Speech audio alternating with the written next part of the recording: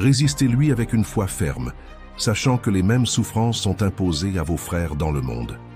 Le Dieu de toute grâce, qui vous a appelé en Jésus-Christ à sa gloire éternelle, après que vous aurez souffert un peu de temps, vous perfectionnera lui-même, vous affermira, vous fortifiera, vous rendra inébranlable. À lui soit la puissance au siècle des siècles. Amen. 1 Pierre 5, 9, 11.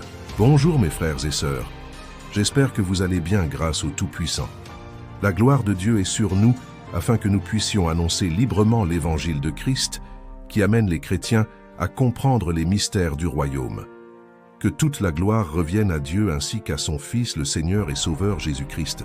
Sachant que Dieu parle tantôt d'une manière, tantôt d'une autre, voir Job 33, 14, plusieurs signes, au nombre de 3, me sont parvenus dans 3 endroits différents. Le premier signe est venu de la réunion de prière de ce mardi dans mon église, la Citadelle. Le deuxième signe provient des enseignements de l'un de mes enseignants spirituels, Gérard Gault, que l'Esprit de Dieu utilise puissamment pour former des disciples en France, dans l'Union européenne, puis à l'international. Enfin, le troisième signe vient de mon Père spirituel, dont je suis disciple, selon ce qui est écrit dans Matthieu 28, 19.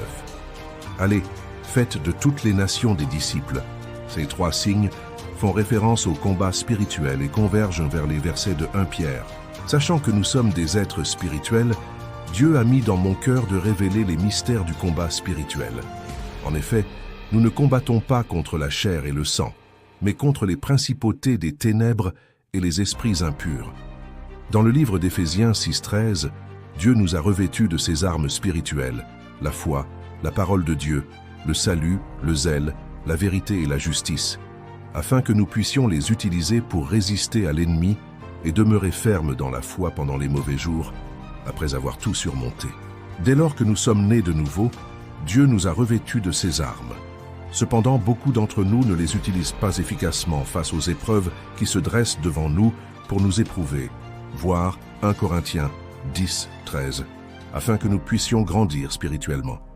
Ainsi, beaucoup tombent dans les ruses du diable, selon ce qui est écrit dans 1 Pierre 5, 8.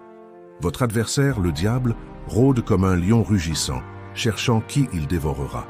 Cela arrive tout simplement parce que beaucoup ne croient pas suffisamment que nous vivons d'abord dans un monde invisible. En effet, il est écrit dans Hébreux 11, 3. C'est par la foi que nous reconnaissons que le monde a été formé par la parole de Dieu,